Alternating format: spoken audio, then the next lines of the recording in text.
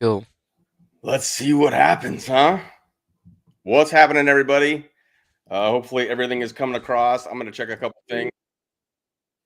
But I got Defango here, and this is the first time that I have streamed with somebody else here in StreamYard. So we could have fun on so many different levels. Not only are we talking about Q here, which is very controversial for a lot of people, but we've got a guy in here in Defango that I've talked to, and we had some sparring back and forth on X. We didn't really get along at first. I didn't believe a lot of his story. And over time, I came to really respect him because he kind of stuck to his guns. His story didn't change. He fielded any question I had. He challenged me. And now kind of here we are. And then we have had one Zoom or whatever before this. And I heard some more of his story. And I'm ready to share it with all of you. Defango, go ahead and just say hi and say what's up. We'll get started here.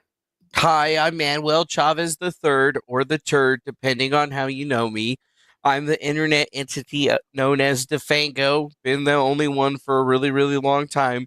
And I like puzzles. I like internet conspiracy theories, and sometimes I find myself in some very, very interesting places. I run a show called Griftcast IRL, which is a show that we came up to make fun of Timcast or Tim Pool, really, and that was during like some other stupid internet saga of things. But I've basically always been the same guy. You might have seen me change my channel name and stuff like that over the years, mostly just kind of making fun of people with each change of the name.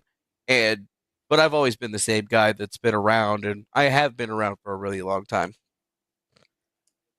Yeah, when I started hearing some of the people that you have tangled with, I've also read some other stories and other things that people have written, publications or whatever, or things that have been said about you. So I thought I'd go right to the source.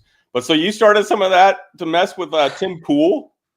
Well, I mean, that's typical thing happened a little years later, but the way that I got the Griftcast name was I was doing my show and there was this Eliza Blue character that had came up and people were like really making fun of him because I kind of like did a really long thread exposing how she was lying about being like a human trafficking victim and many other things. So a lot of folks were really talking about it. And then I think it was just like a funny thing. My chat was like, yo, we should change your name. And I changed it to Griftcast IRL and made a bunch of like stuff, like completely rebranded the entire channel. Oh, as a joke. And then I just haven't changed it because I don't really feel like it at this particular juncture because I can't be my normal name because that got removed. Right. So, nobody could really take it, but I can't be it either. Wait, why did it get removed? YouTube shit banned me at least 2 times. The original time it was directly for Q related things, which really sucked because like during the time that we probably needed a lot of that content the most, it was just basically gone. And then YouTube put the channel back up almost like overnight, but removed like a bunch of videos and mostly live streams because I don't actually make videos. And that was probably more like 2019. And when they had removed it that time, like it just basically stayed gone. So, the original Defango channel's gone. The channel that I have now is actually just a secondary one that I technically shouldn't be able to operate, but YouTube is totally aware of. And I mean, they even gave me a YouTube partner on that to just, make sure, because I'm not exactly making much content anymore, but at the same time, when I do, I still make, sometimes I get a banger, right? And I'm trying to be as perfect as possible for the YouTube algorithm so like at least I could get the good information out there without having to worry about actually getting nuked for it. Right. I can't even mess with YouTube. They've nuked 2 of mine already. And I have my original one where I watch YouTube on. I have a few videos and stuff there kind of pointing to my Rumble and whatnot, but I've been nuked for just ridiculous stuff. I did one exposing some of the stuff with having to do with Ronald Reagan, and it got nuked. I didn't even have that one public, and they just nuked me. Anyways, we could go on and on about that. What we're really here to talk about is Q. And you're talking about. So I also watched an old interview. Can't remember what year it was. You came out and you told this story, and they were talking about how you and it was another gentleman. Was it Dreamcatcher or something like that? Yeah, they were supposed to be Dreamcatcher and Microchip, and this is like a really weird story in itself because a lot of people still, like even me myself, are still kind of inquisitory as to whether those two guys were the actual guys because they keep flip-flopping on their stories, right? So, But it's originally those Dreamcatcher was supposed to be this guy named James Brower why would he be originally. flipping on his story though? Weren't you guys working together? Well, that's the thing is that what I think a lot of people don't realize is that, like would explain a bunch of information to them and then I left because part of the way that it was supposed to work was that I wasn't supposed to be involved directly in telling them what to do. It was only supposed to be a one-way channel where I gave them information and then they acted upon it. Because if people started seeing them around in like my YouTube chats and other places, people would have been able to figure it out very fairly quickly. But even then, I never knew what these guys' face looked like. Like they're random internet trolls. You know what I'm saying? Right. So, and in the innate nature of how these people operate is like they just like have never really had any type of moral fiber. And from what I've noticed is that we had the two. There was Microchip and James Brower. Nobody really knows what Microchip's real name is. I've met a person in real life who definitely doesn't look like or sound like the one that everybody thinks it actually is that's testified in like federal court about it. And these two individuals first came forward because they were friends of Jack Posobiec, right? And Jack Posobiec Oh, was saying that he knew who Microchip was too, but even his explanation of who Microchip was does not match the guy that everybody thinks it is right now. The guy that I know was a military guy, clean cut, like had access to actual materials and whatnot. But even then, like I'm not trying to get him in any type of trouble or whatever, but I'm pretty sure there's been a picture of my face that's actually showed up on his desk. I think there's a picture from, or actually, it's this picture on IMDb. Well, if you ever look me up, you can find there's a page that was created for me that shows me on this QAnon show, The Search for Q, and Chrissy Bear's podcast and Simcast, but I'm wearing a beanie with like a thing on it. And if you can figure out what that thing is from, a lot of it seems to make a lot of sense. gotcha. Night Stalkers. Well, some interesting characters. So none of them are really out there though, trying to tell what really was going on with Q though. Well, originally James Brower was the first one that was the person who came up with the actual name that basically took ownership of it, and his name appeared through a couple of different YouTubers' videos. Like I think one guy named Jordan Sather actually made a video pretty early on where he directly identified Q or a possibility of the Q poster being this dude named James Brower that was posting on jbro underscore something on Twitter because he had been involved with a lot of these types of I guess viral incidents that had happened in the previous years, and he was also another one of those members of MAGA 3X. And I think that's what a lot of people forget is that the majority of the people that seem to be involved in the early stages of it came from that particular organization, and that's its own big ass rabbit hole in itself. Okay, we'll stick away from that one. I want to get back into kind of what you were talking about the other night. And then just before we get too far, there was this TFC Jedi 18. I didn't know. You came in and you said something about, is this where we're going to check out like a LARP or something like that tonight? So I thought you were fucking around.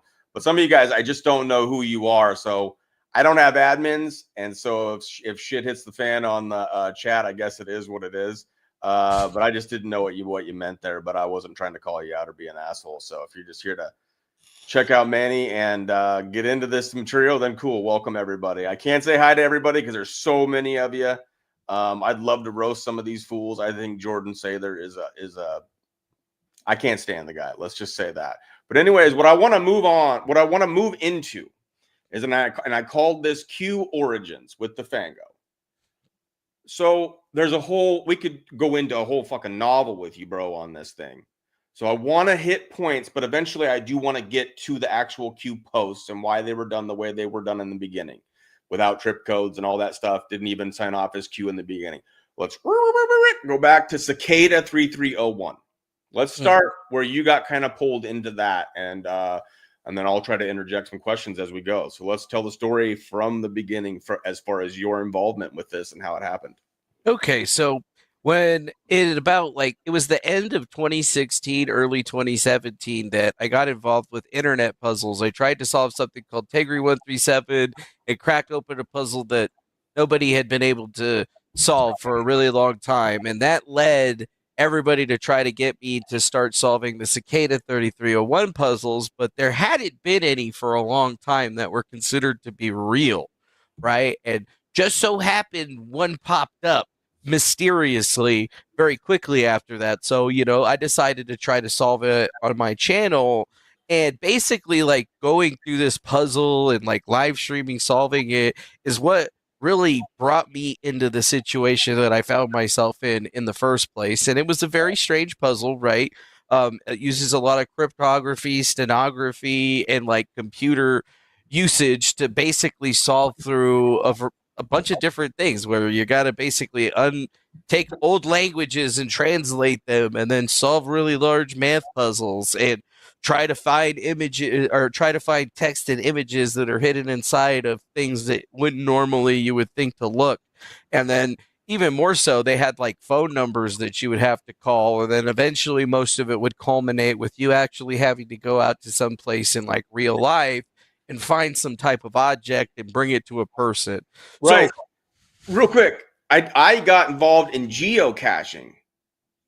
I think that's what we called it. So was it connected to something like that where like, like my other friend that was bigger into computers at the time, like I was a big time, like I just loved to party, play video games, but he was into this geocaching where it would be like a clue and then you'd go find that location and then it'd be like a little box. And sometimes you'd leave something and then sometimes you'd take something and then you'd sign off that you found it. And then you go on the online forum. Was it something like that? Yeah, that's part of it. Yeah, basically. Uh-huh. Okay. You're explaining it basically perfect, but that would only have been one of the many puzzles. So it's like you had to solve a bunch of puzzles that would take you through varying levels of difficulty, where it was like simple encryption and stenography to more enhanced encryption. And then even in the original puzzles, like one of the last ones is you actually had to crack RSA in order to be able to be a part of their clubs. And that right there in itself is a lot of mathematics and very, very hard to do. So, like, I think a lot of people are very interested in the puzzles because it's something that's new and fantastic. But, like, there's been other types of puzzles like this that have happened in, like, television shows. One of them, I believe, is called Person of Interest. They had something called Nautilus, and it really fits very clearly and together with the way that Cicada would have operated. And I think that I've seen like other media that's been out there, like video games. If you've ever played Assassin's Creed in any form, there's actually Cicada references all throughout that game. Yeah, when you were talking about that, I played a lot of Assassin's Creed, the earlier ones. I've played some of the newer ones, but they're not as good as the older ones. But Definitely. Some of the storyline, for whatever reason, when you showed me some things, I was like, holy shit, I remember that. Right. Yeah. A lot of people, forgot about it. And in the reality of things, I was interested to figure out what was behind it, what made the purpose for it, because right around the same time, I started looking into their little puzzle. My channel exploded like crazy, like it had never done before, because I was just basically not really a nobody. I was a known somebody who had nobody watching him, is the real way to prescribe it. And you can go to different folks around the internet, and most people will know, of me or have an opinion about me in any way, shape, or form. But it was just really weird, trying to solve this puzzle and doing it in a live way and then creating a crowdsourced version of solving puzzles, working together with a bunch of people to try to collaborate on things that I couldn't get through, or, I wasn't exactly a part of. So, it's not like it was just me. We created a whole apparatus. Like we had a Discord server that was dedicated to solving puzzles and going through conspiracy theories.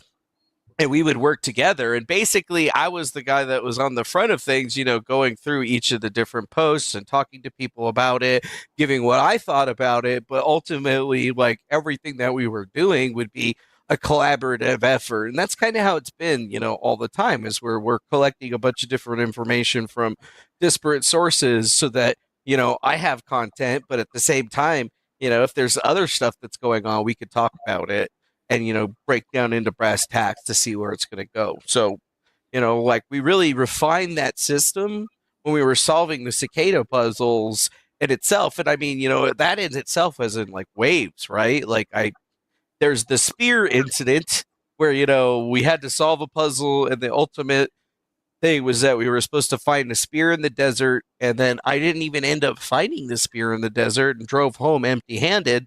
So because at some point I want to interject here because I did a live stream last night where I shared it and you talked about it. It was Betsy and whoever her husband is, right? Yeah, Betsy and Thomas. In that he talked about that spear being found and it healing him.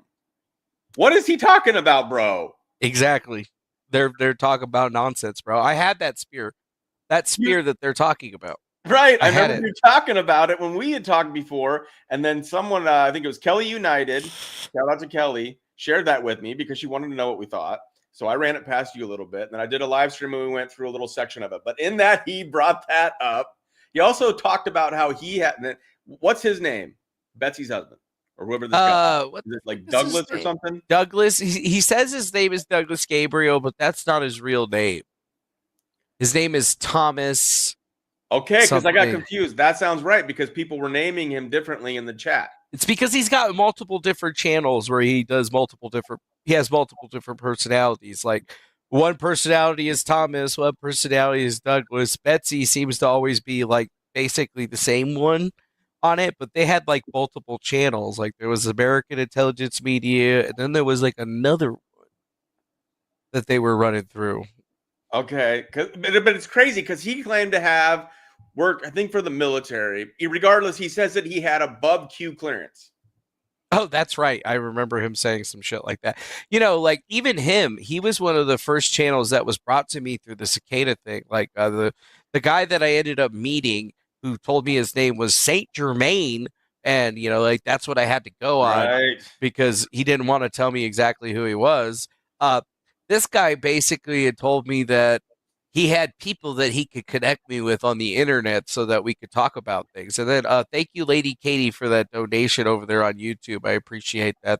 $20. That's going to steaks for me and Lunchy. Either way. Right.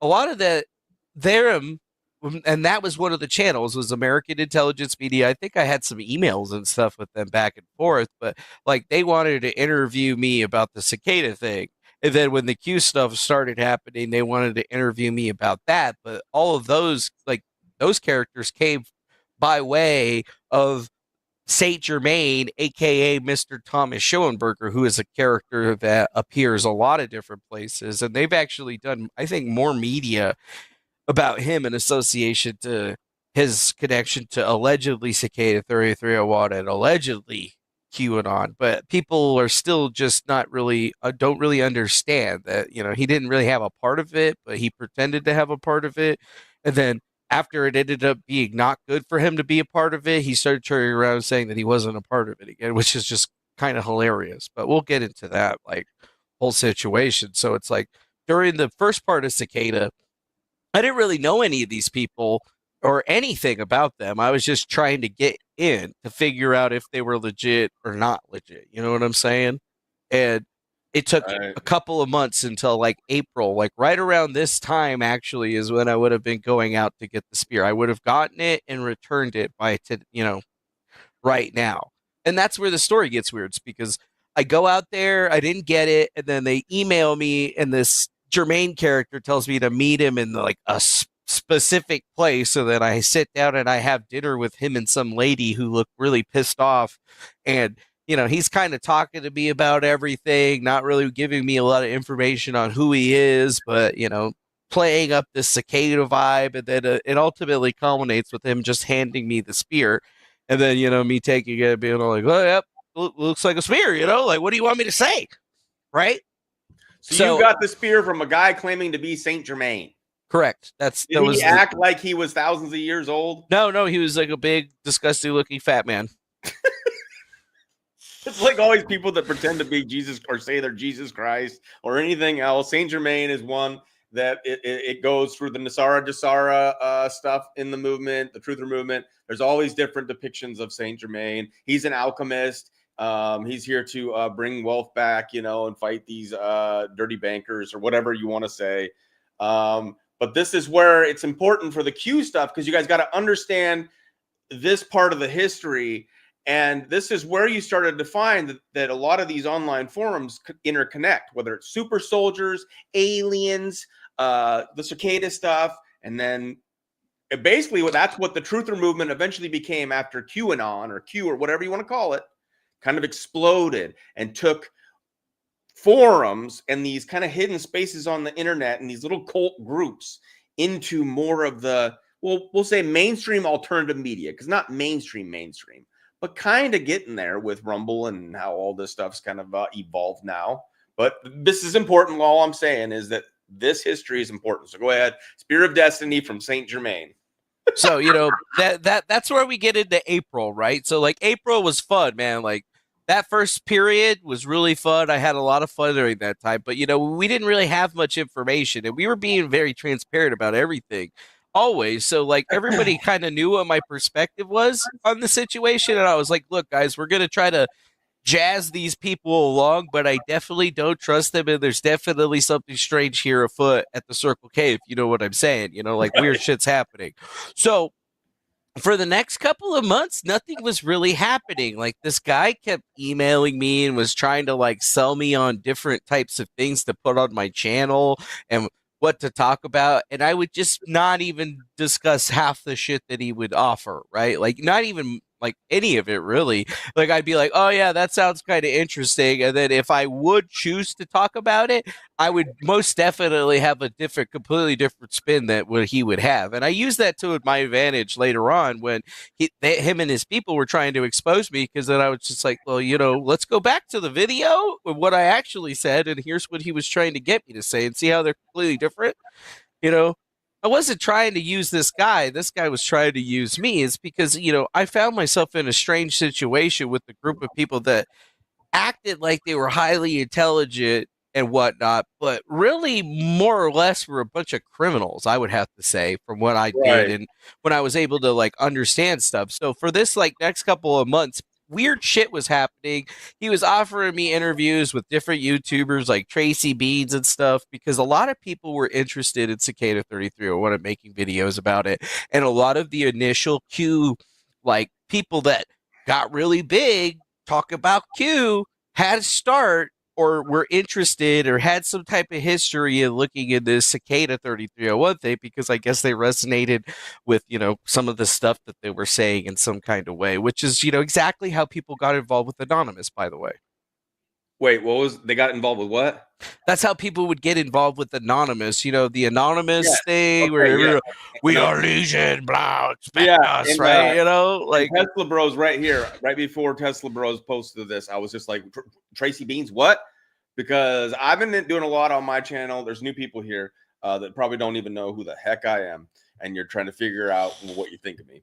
But I've been exposing Flynn and this Flynn network and all this stuff, and I get a lot of pushback. She's part of that network. Yes, the digital soldiers. I get fought like with QAnon or Q freaking digital soldiers that think that Flynn is part of Q and he's just putting on an act and whatnot whenever he trashes Q, all this shit. But that ties to Tracy Beans. And you're saying before Q, any posts ever happened, Tracy Beans was already up in this Cicada 3301 shit. That is correct. Actually, that's something that I thought was really interesting. There used to be like video archives of her actually talking about it and whatnot. And none of the big publications that had ever looked into it really, I think, touched on that situation enough. Like a lot of them are basically focused on making it, and maybe some people hate me because of the Search for Q Vice documentary, because like it was like 15 minutes and they just cut everything that I said into basically nothing. So it's like, they interviewed me in my front yard for like 8 hours, and then we went to a casino, and then all of that boiled down into some just like cut up bullshit. And I did my best to make sure that they didn't really have much, but even then, what I was saying they didn't even truly understand, and then they tried to use it to basically, I don't know, like squander what was going on. And I've watched a lot of their stuff, and I just been like, they've always just been trying to use that kind of shit as a vehicle to go at it. I feel like the only person that really ever truly understood what was actually going down and had a good sense of it was this lady named Isabella Casamini from the Financial Times. Like, she had put out a video that had some stupid characters like Jim Sewardson and some other folks, but she more or less really like understood the mind fuck quality of this whole entire thing, and how it's really kind of an homage to all of the greatest of the greats in the past history that have basically created these like mimetic LARPs that have really captured people. And it goes back to the guys that wrote the original Illuminati trilogy or the Illuminatus trilogy. Dang, we got another dodo. Sorry about that. I should have turned that off. Thanks, John Griggs. I appreciate that. He said if Flynn actually wanted to save the children to be going after CPS, he's a fraud. That's correct. I don't like Flynn. I've talked to his brother and stuff, but we can get into that later. I think, though, with these different things, like especially this one right here, I'm going to pull this up. Like, I'll pull it up, put it on the poster or whatever, and you can pop it up. But, it's a good link for people to look up. If you ever look at Q&A is a game gone wrong, and she talks about Playboy magazine and how like we're into the more nitty gritty of things that were out there. And I think a lot of people have missed this particular video. For example, if you sit in front of a television set with just fuck this guy on, though. That's talking is Jim Seward, so he's a dumb shit. Eventually you will start to see things. Because your brain can't deal with the idea that there's nothing connected in the information you're seeing. By the way, this is at the beginning before Jim Sewardson went bananas. And he went bananas trying to, I guess, stop QAnon or do whatever, even though it was already over by the time he showed up. It's like crazy, though. At the very beginning of the whole, I guess this is like 2019 or whatever, when they put this out, maybe 2020, like she captures it. Q clearance, I had a Q clearance when I worked. Q clearance is a clearance given by the Department of Energy. What if everything you knew about the world was wrong? Because the good guys were really the bad guys, and the bad guys were way worse than you ever imagined. And what if the only people brave enough to expose this truth were a bunch of concerned military or intelligence insiders? QAnon is the online conspiracy that claims exactly that. But that narrative is almost a distraction. Taken at face value, at the heart of Q lies an effort to generate distrust. Whether it's a state-sponsored disinformation campaign or something more spontaneous is harder to say. Simplifying it, as most of the media currently does, as a far-right conspiracy that worships Trump and believes his opponents are satanic pedophiles, probably misses the point. I first came across Q last summer. The FT had invited Adam Curtis, the cult BBC documentary maker, to a one-off experimental stage show. He told the story of Operation Mindfuck, which he explained had been devised by two counterculture radicals in the 1960s. Both were practitioners of something called Discordianism, a sort of parody religion centered on the worship of the goddess of chaos, Eris. One of them, Kerry Thornley, wanted to understand how malleable reality really was. He did so by starting a conspiracy of his own in the letters pages of Playboy magazine, anonymously. The letter asked if a single secret society, the Illuminati, was really behind all the political assassinations in the world. Jesus Christ, Lady Katie, that's $40 today. What's wrong with you over there? You drunk a little bit? Appreciate the money, but goddamn, son, I guess you mean what you say. Holy shit. Very Thornley thought this was a crazy idea. It's called Griftcast. We grift over here, people. Except that over time, strange coincidences, often involving the government, kept happening to him. These eventually made him believe his own conspiracy, prompting a huge amount of self-doubt to the point he no longer knew what was real or not. Adam Curtis links that to the emergence of the dual state theory at the heart of QAnon. What he didn't reckon with was the fact that there really was what one State Department man he was called Hans Morgenthau. He called it a dual state. He said, look, if you've got a democracy has got to keep its people safe, and that means at some points it's going to have to do something very bad. But in democracies, you can't tell them that. You can do it if you're a dictator, but you can't do it in democracies. You've got to keep it quiet. And he in 1955 called it, disapprovingly, he called it the dual state, which is, I think, the origin of the phrase we all now know called deep state. QAnon's origins are remarkably similar. In 2017, just to pause this for a second. So think about that here is that all of this stuff that we're looking at, every single conspiracy theory, whether it's like the Illuminati or whatever, has origins that are verifiable that you can go back and find. And that's why I want people to really take a look at this particular video and at least the first half of it to truly understand that, you know, there are folks out there in the world that have looked at this and realized that we're really seeing like a resurgence or renaissance of people trying to change and view exactly how malleable reality is. And I think QAnon, in the overall sense, if you take the 40,000 foot view, and then again, you know, imagine if you're at the space station looking down, you can start to realize that this entire situation has a lot of like interconnections and coalescence with it to the point where basically like you're reflecting the same information that people are looking for back at them, basically getting them further drawn into the mystery. And the reason this is important is because this is exactly how the Cicada system, the Cicada 3301 puzzles basically operate, right? They get you to think that, hey, if you could solve this puzzle, you're like a super intelligent person and, you know, you could be part of a secret, elusive group of bunch of super intelligent people. And then you start looking at that particular situation and then you start to add it to how you look at how Q started and how Q basically monopolized this entire character and even had its own like arc and system. And all of that stuff is based into the social theory and the stages of the social movement and how they develop over time. So like, it's really crazy to think how like I got stuck into this cicada thing and then basically took what I had learned about it and used it as a weapon against them and as a teaching tool for a lot of other people. Although there's still people that are horrendously locked into this ideology and mythos, it's because most are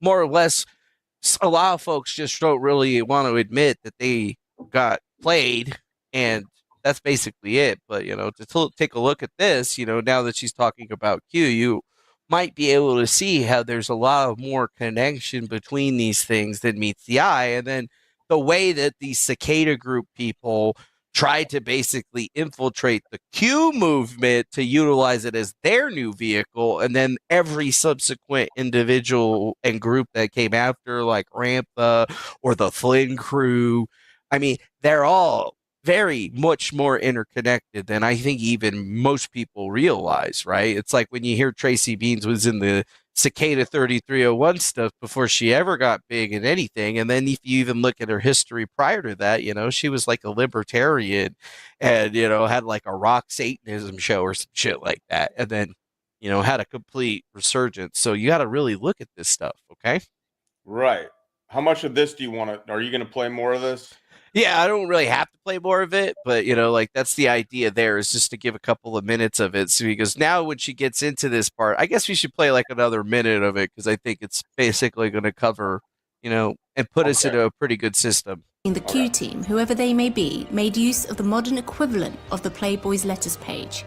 It's a message board called 4chan. They used it to bring the world dispatches about this secret dual system. A YouTuber called Defango has since claimed the work was his. That's me. He says he created Q as an alternative reality game, mostly for the lols, but also to smoke out bad journalists in the alternative media space. But he also says that in 2018, a man called Thomas Shoenberger wrested control of the game from him.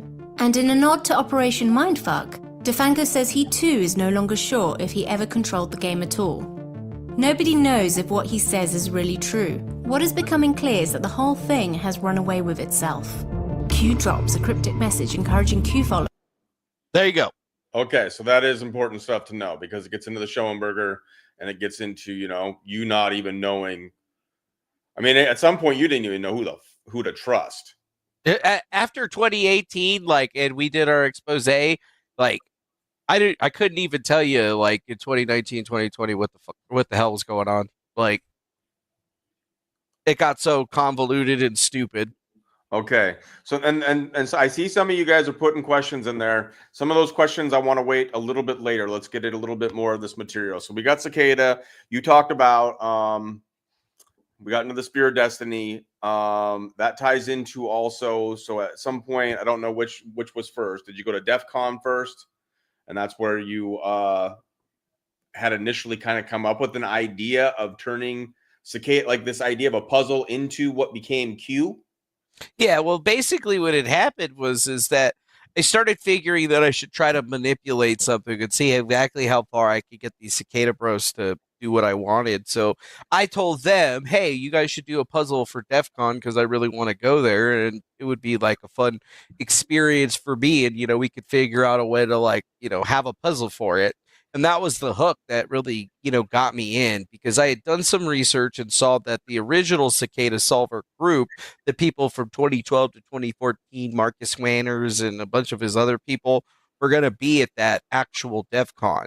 So I thought it would be advantageous for me to just, be there and putting out a puzzle because, maybe we could get some content out of it. But ultimately, I wanted to speak with them about my findings and see if there was truly any connection, if they had any idea what was going on. And, it was good for me to go there because, like, the first day I found out that a lot of stuff that I didn't know about this Thomas Shoenberger character, and then the fact that most of these people were aware of who this dude was and basically never talked about him ever, because it wasn't like they were afraid of him, but they just basically didn't want to give him any air on anything that he was doing. And, once I had the name and was able to associate Thomas to the Saint Germaine character, I did a big background check that night, looked into his history and realized that, well, hey, wait a minute, this guy's kind of a piece of shit. You know what I'm saying? Like, he was a criminal, right? He was like double felon.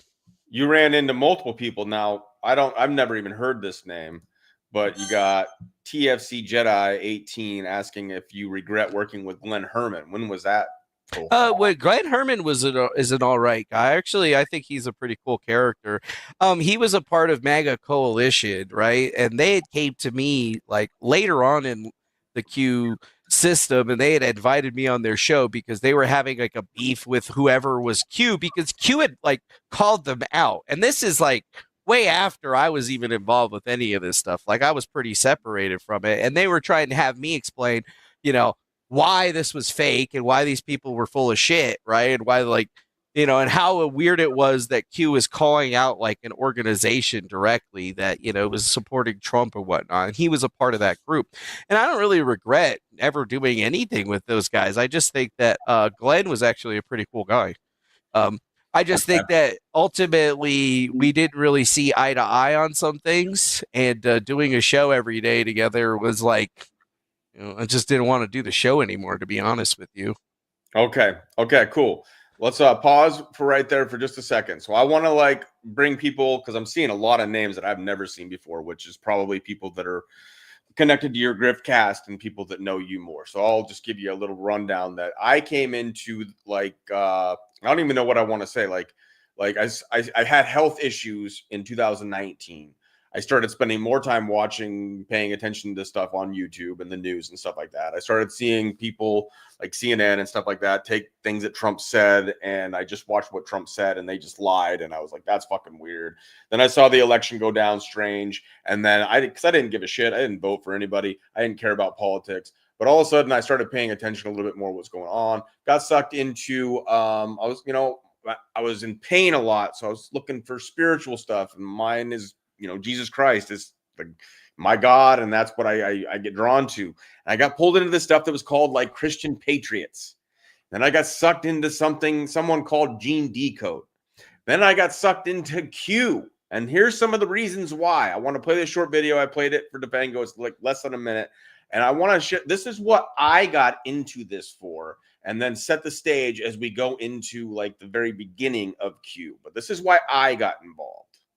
I got into Q, and I got into this Great Awakening idea, is that it would bring people together. And I've said this over and over again, but I'll state it again. It was supposed to be the human trafficking. It was supposed to be the saving of the children. Because if you expose the human trafficking and how they're literally putting human meat into stuff like McDonald's, and they're feeding it to people, and they are having us participate in their rituals. Planned Parenthood, all the abortions, which is child sacrifice. We are participating in the satanic system to such a high degree. If people would just wake up to that, it wouldn't matter if you're if you're on the left or you're on the right. Politics, none of it would freaking matter. People would wake up, deal with the shock of it, and then we would try to move forward and stop this. And so for a good 3 years, I'm an ex-addict. I had just gotten sober in 2016. I'm gonna remove that. I was like, I want every red pill. I want all of them. And I'm learning about, like I was saying, like human meat in the food, the adrenochrome, I got into every single one of them, fell for all of them, got into the truther movement, worked with that gene decode. Thought we were saving the world. Thought Trump and the Q alliance was liberating the world. I got sucked into all of it. I read that Q book that I think was done by Dustin Nemos, Praying Medic, and those various things. I think what I'm hearing is that Ramtha helped kind of pay for that publication. I don't know if that's true or not. Regardless, I don't know. Do you know anything? I don't know anything about that actually. Yeah, so I followed it and I was into this movement hardcore. Well, then I found out that Gene was a fraud, Gene Decode. Over time, being caught in that cult, doing his video editing. That's why I kind of got into this video work. So he kind of created this monster that now I've done tons of videos to expose him. Well, then it's led to me wondering, what the fuck is true about anything? Because there's psyops everywhere. And so some of this stuff is true, and then some of it's true with add-ons, or some of it's 80% true, 20% lie, COINTELPRO bullshit. And so that's when I started questioning Q, because how can you not at this point, when Q's not even posting, and then you see all these people, even Q posting, people will profit from this movement. Patriots are selfless. And all these mother effing patriots out there pushing the 17s, man. It's mathematically impossible. 17s are everywhere. Fucking they're blah blah, while people are dying with fentanyl, freaking weather warfare, Trump, CIC. So we had all this shit show Biden show, and all these freaking Q grifters pushing that it's a movie and that Trump's still in charge. And it's just like, well, then why the fuck doesn't Trump do something about it? And no arrests, no mass arrests, no draining of the swamps. And now we're here. So I'm trying to figure out what the heck is with Q. I feel like I've already done enough work for me personally and a lot of people that have followed my work to see that it is bullshit, in the sense that it was never a military operation. There is no Q alliance saving the children and doing all this stuff. Now, there's probably good people doing some good things, and there's patriots that got ignited for a good cause that are good people. I don't doubt that. I know a lot of them. There's a lot of people that I still consider my friends that won't talk to me because I do this work. So I want to get into this because we go from Cicada to Defcon to the idea of Q, and then the beginning of what became, let's start with post number 1. Let's start. Why did it start out this way, Defango? You were involved, right? Yeah. So the original thesis behind the whole thing was that I had been looking a lot into these different posts and stuff, and a lot of people don't realize that this isn't actually the first Q post right here. And when you look at it, it's made by an anonymous character. Back in the day when you used to be able to go back to it when it wasn't in the archive, you could actually click on the ID and see all of the post history from that ID that was connected to that person. And you'd notice that actually started a couple of weeks prior to this. And the whole idea is that you got to eventually start putting information out there that you think is going to stick, right? Because you need to be able to get people on the hook. And if you understand how 4chan works, it's like a place that's connected to virality on the internet. There's almost a process there's been a process that's been defined, and it used to be stuff started on something called the Something Awful forums, and then it would end up on 4chan where it would get really big, and then it would get out to the rest of the internet, and then eventually it would move over to 8chan when it was dying, and then it would just kind of repeat that process over and over and over again with a bunch of different stuff. So using 4chan was basically the idea of having a group of people that you know are basically bored as shit and are going to entertain basically any idea in any semblance of a way. And it's a pretty easy platform to manipulate, because if you got a couple of guys that are in different places on Discord, they could all act as different people in that area and basically have one guy saying it's good, one guy saying it's bullshit, one guy like kind of sitting on the fence about it, another guy just spamming the saging the chat, another guy doing this. So it's like you can artificially create activity that's going to cause some of these other people to get interested into it. And we had seen this happening with other characters like FBI Anon, Mega Anon. I mean, there was a shitload of Anons that came before QAnon. QAnon is not the first one that happened. It was just the most popular one because it pretty much entailed like and covered eventually most of the stuff that those other guys did, because they were just basically grasping for any type of relevance after a certain point. But, you know, the first hit was Hillary Clinton will be arrested during this time on this date, right? And it's a complete bullshit post. Like, there's no way that that would be true. But if you looked at the trends on Google and studied them, you'd realize that, you know, that was a hugely high trending thing. So if you say something that people like and want to hear, they're going to be more inclined to basically believe what you're going to say. And this is just basic, simple social engineering at this point, because that's basically essentially what QAnon was. It was a social engineering project that basically used reflection to get people into it. So once you started, and so basically you guys use this to try to gain traction, because you told me that the whole point was to begin posting, and you had studied kind of what goes viral and how it goes viral, and you had your team set up to operate in a way to make this function so that you would hope that it would gain traction. And this is obviously a shocking post that people would be like, holy shit, they're going to arrest Hillary Clinton. So that would gain traction. So that makes sense. But you also said that you would only do this operation, this puzzle, if you will, for a certain amount of time, and then you were going to come out and tell everybody it was just a LARP. It was just a, you know, made up thing or whatever. And then it eventually got out of your control, and it wasn't just you, but your team. Can you name the people that you were actually working with?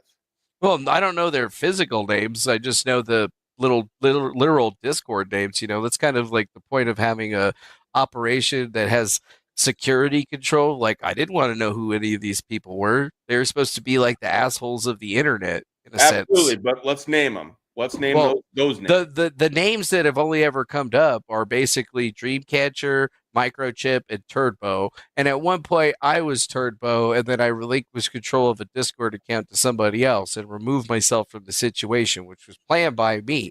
And what a lot of people don't get is that, you know, Defcon happened and there was some time in between of it, right? So that gave me time to kind of reprocess my system. And then when this guy named Justin McConey had came back to me saying, hey, I have a couple of guys that, you know, are willing to participate in this thing, you know, we just need to get them together and, you know, kind of get them up to speed on what you want them to say, or, you know, how you want it to start.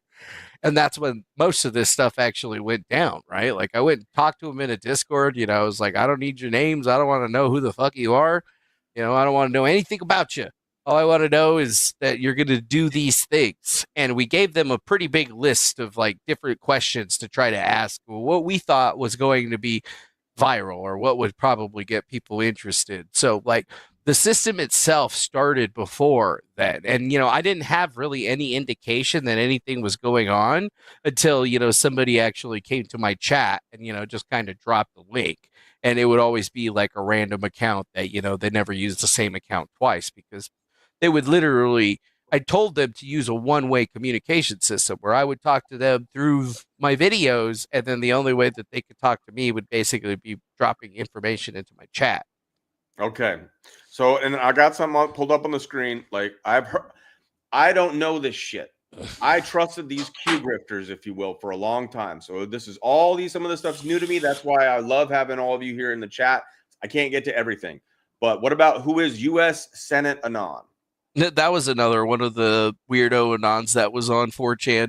Some people keep bringing that guy up too, like it was important or something. But, you know, the way I look at it is that every single one of those Anons was bullshitting.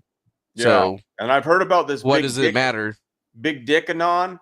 That was a different guy. And I even heard that he has like kind of his own little forum or whatever, and like that he actually seemed to like be more correct than even Q was in a lot of ways. I don't know if that's true or not.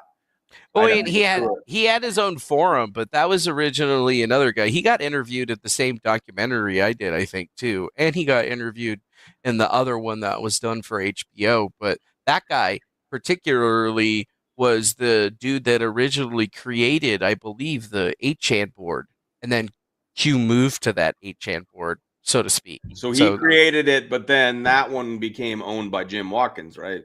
Yeah, well, it was always owned by Jim Watkins from the very beginning. But yeah, no, Jim didn't create it. He just paid for it. His son bought it off of somebody else, and they were basically just running it. Like they had invested in this little crippled guy, and they basically bought his website off of him, and he was supposed to be helping them run it. But like there was a bunch of beef between the two of them. Most of this is covered in the HBO documentary, and once they beefed out, he kind of split the guy in the wheelchair split from them, and then John or Mr. His dad and then the guy that were running it at the time were basically the ones that they pointed to as being in control the whole time, even though they didn't have control of 4chan. And even the guy that they had interviewing him, he like the first time they ever asked him about it, like he didn't even know. Frederick Brennan was the guy that was in the wheelchair, so he was the guy that created it. They called him Hot Wheels and On, right? That's correct. And some of the HBO one, and you think they had some good stuff in the HBO documentary? Yeah, the HBO documentary is good, but it definitely explains what happened at 8chan. It really doesn't explain anything about Q because none of those people really know what was going on. The only reason that Q really started getting any play over on 8chan and getting attention from them is because it was getting them so much traffic, right? Like, and Brennan was always this hopelessly like broken person because he's been in a wheelchair, he doesn't have a normal body, and he's always had like dysphoria about who he was and how he interacted. So like he had a history of basically taking viral things from 4chan and then moving it over to 8chan to get his website more clicks, eyeballs, views to try to keep it alive. And he had a history of taking things from one end to the other end. Like he did the same thing with Gamergate. Gamergate started on 4chan, and it wasn't until 4chan actually started, wanting to get rid of the postings over there that he brought it over to 8chan and then became, all ingrained in that entire situation. Right. And then even more so, he had done the same thing with other viral things that had come out of many of these different, or basically 4chan. He would basically be taking them over. And when Q started getting popular, he posted a picture of himself with like a big Q and, acting like he was all into it and stuff until, it didn't really benefit him anymore. Right. He changed his whole narrative and then started going against it when he split himself away from the guys that were running 8chan, and he basically became a fugitive from the law. Like they had to extricate it. He was like gonna go to jail, right? Like he would have died in jail. So the guy that made the documentary basically like kidnapped him out of the country, like swooped him out of the country before he got arrested. And then that just kind of got left there. And then the Watkinses, the people that run 8chan, are still associated to it, right? And I think I've talked to the main guy, like old guy Jim. I had a conversation with him before, and he seems like an interesting fellow, but I never really talked to his kid, Ron. I've just seen Ron. He's very socially awkward. I think he ran for like Congress or something, Senate or some shit. Didn't go very far. There's been so many crazy things about that whole situation because before I really knew anything about any of the players or whatnot, and I started looking at the Q board again, it seems like, I can't remember, I think it's within like the first 300 posts. It seems like there's something wrong on the board, and then they even say something about being compromised, and then there was the move to 8chan. Do you know much about that whole situation? Were you still involved heavily at that point? That was actually still part of the plan that, had originally been pushed out. So if you show my screen, I can kind of give you a little bit more context into the situation. This one? So this one right here. So if you know anything about sociology, there's different types of social movements, right? Whether it's an in-person social movement or an online social movement, there's different stages of those movements and how they interact and operate. And one of the main things here to think about is that each of these types of social movements has different phases, right? And the first phase is called the emergence phase. And in a majority of these types of things, in that phase, they don't get taken over. So I wanted to, in part, kind of add an air of complexity to it, where in the emergence stage, instead of allowing somebody to try to take it over willingly, because generally that happens in the second or third stages of a movement, I figured it would be a lot easier if we just kind of set the keys on the table and allowed somebody to pick them up and ran with it if they understood the processes. Because what a lot of people didn't get is that 4chan and 8chan are basically built on the same software. They got different, network names, but the software that runs them is the same. So the trip codes and stuff that work on one will work on the other one, because for the longest time it was exactly the same. And the reason is because Frederick Brennan didn't like 4chan and he thought that he could make his own better. So he basically just got the same software that they were using and then ran it himself a little shittily. And then ultimately for many years they were the same. So you could take one trip code on one and go to the other one and use it, and it would be like technically you're the same person, I guess you could say.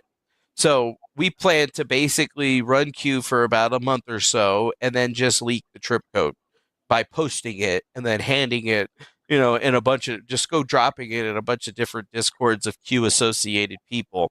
And then we were going to basically wait and see who had been listening to me, because I had explained how this works, right, in my videos prior to the trip code being leaked, as kind of like a thing to check out who was actually watching into my show. Because what I started to realize is that I would do like a show and then like 2 days later everybody else would be talking about that same little topic, and it kind of kept happening, right? So I explained how the trip codes work, and it only took about a week for somebody to figure out that the trip code for Q was the same trip code on both websites. And then that's when they started actually posting. I believe the first posts that were on 8chan were over on the board that was created by Big Dickanon, but I think his name was something else. You told me his name. I can never remember it. It's weird. He's like a South African dude. Baruch the Scribe, that guy. So like he had made that board, and then Q started talking, and then that's where we're at. So, okay, so let's go back to the first posts. You'd posted them kind of like shock value, get attention. Mm-hmm. Who wrote those things? Who wrote those posts? Who typed them up? Is my first question. Did you type them up, or did somebody else? I typed up a bunch of questions and answers and gave people like a list of token, but did I go and actually post a bunch of that stuff? No. Do I know the exact name of the person that posted it? No. I've been pretty clear about that for many years, Okay. How many? Oh, there was a certain amount of posts before Q even got brought in, but you said something like that. You visualized Q for a reason. Why did you come up with using Q? Because it's like the fucking crazy 17th letter, and it's all this fucking crazy shit. But how did you come up with using Q as the sign off? Well, I thought it would be interesting because I saw that there was a guy that used to post as Q from Star Trek on 4chan, and he had a relative success. So I thought that we could glom on and use that particular understanding that he had, to get people to start at least have a group of folks that were good with them, which is the same reason that Flynn gets brought up a lot in the first post. But essentially, I had read this book right here called Q by Luther Blisset, and it kind of goes over a very interesting story, and it's considered to be, I guess, a spaghetti western, but it's based in like ancient times, I guess, or a lot longer ago. So like during the Catholic Reformation, and it was written by a group of people that called themselves the Luther Blisset Project, which was 4 different authors who together basically wrote this book about this guy named Quillette. And Quillette was an individual that basically was working for the church that was embedded in like these guys that were basically trying to start a revolution, and he was feeding information back. And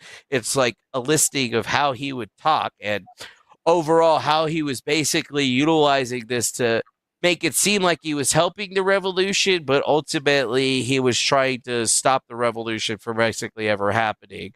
And it's what he used. So the idea for Q is really essentially like a neo-noir version of this, in the sense that it's about an anonymous character who has two different sides, who's acting like he's trying to help the revolutionaries, but ultimately it ends up actually hurting what they're trying to do moving forward. And there's a very clear indication and representation here when you look at how Q operated over its time, that it's very similar in a lot of the ways of how it was first started, and like the way that the poster making and the formatting that were associated to it. And it's been brought up a lot by other individuals as well. But, it was basically the guy was a spy, and he was, feeding information back to stop the people. And so then you would have got the formatting of it, because a lot of people believe the formatting of the Q posts are military intelligence. Mm-hmm. Correct. And so basically you're saying that you guys got the formatting and the ideas, the ways that you posted from this book. Yeah, from this book.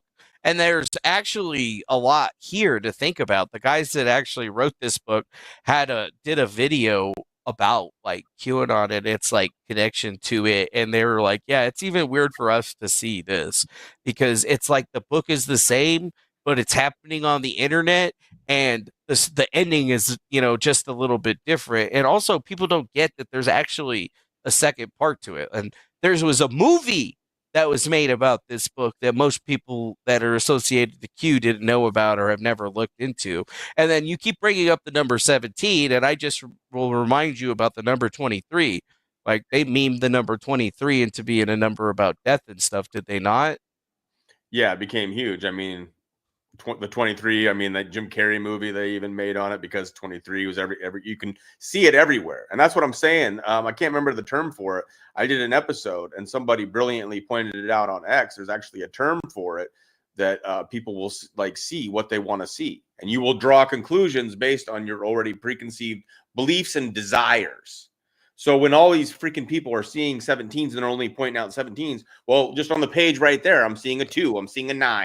I'm seeing a 9 plus 2 would be 11. They're 11, 11 is another big one. You can make things out to be whatever the frick you want them to be.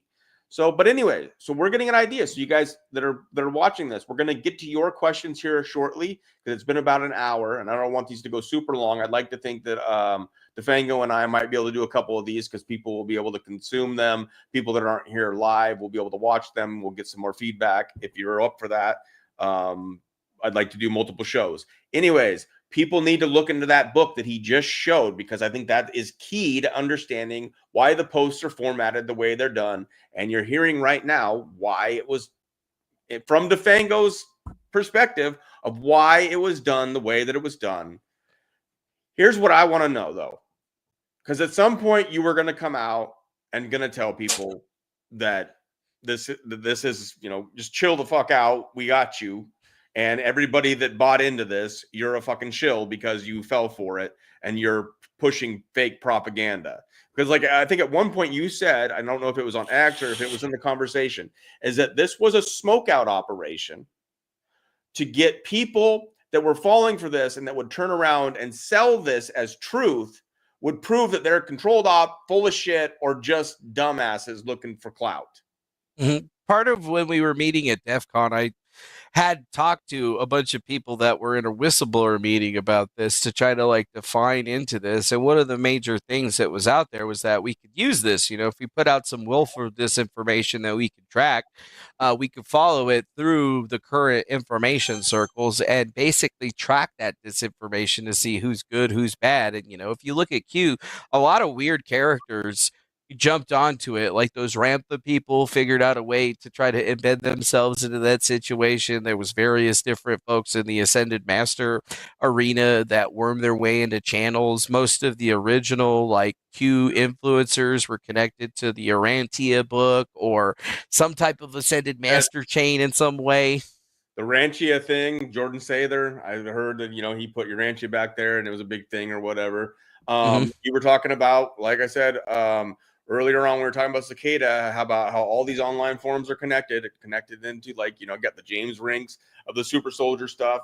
You got the alien people that eventually later on became the Elena Danons, Michael Salas and stuff like that. But you had some people playing in that arena earlier on, obviously Corey Good and the super soldiers.